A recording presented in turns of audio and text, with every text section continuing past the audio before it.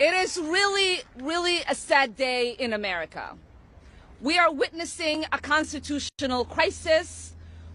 We talked about Trump wanting to be a dictator on day one, and here we are. This is what the beginning of dictatorship looks like. When you gut the Constitution and you install yourself as the sole power, that is how dictators are made. What Trump and Elon and all of their cronies are trying to do is take away the constitutional power of Congress. We get to decide. We have the power of the purse.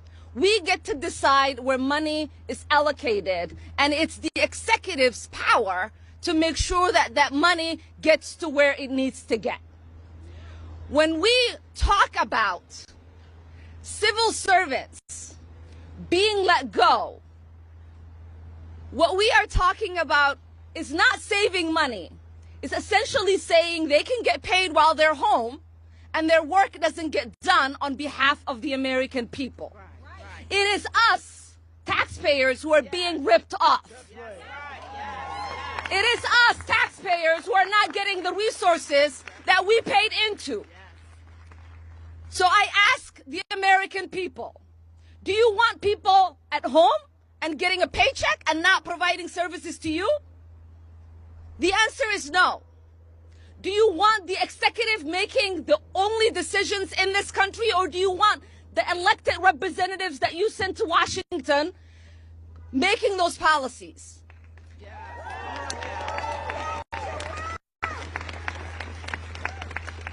I am exceptionally upset about USAID. I lived in a refugee camp for 4 years as a child surviving civil war. It is the essential programs that USAID provided that kept my family and I fed and safe. It is the resources that so many people around the world rely on. And it is our soft power. Oftentimes, people interact with our country through the military. That does not create love for us, and it certainly does not keep us safe. When the world interacts with Americans through programs that provide essential need, they get to see the heart and compassion of the American people. When someone is struggling because their bridge broke down, when USAID comes in and helps fix that bridge, that creates goodwill for the American people. When people are dying of malaria and there is medication through USAID, that creates goodwill for the American people. When people are fleeing and they need just a little bit of food and USAID is there to provide that, that creates goodwill for the American people. Privileged billionaires who don't give a damn about America and Americans should not be making decisions that put Americans at harm.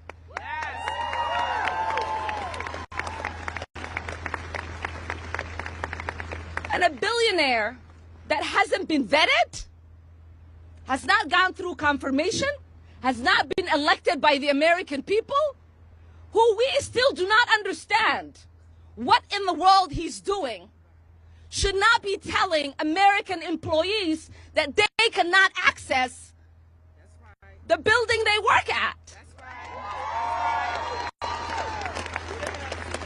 What kind of country is this man turning our country into? What kind of country are we becoming? It is embarrassing to read the headlines about free America, where one man is walking around like he is the boss of all of us, and we don't know who put him in charge. And it is time for us to put an end to that.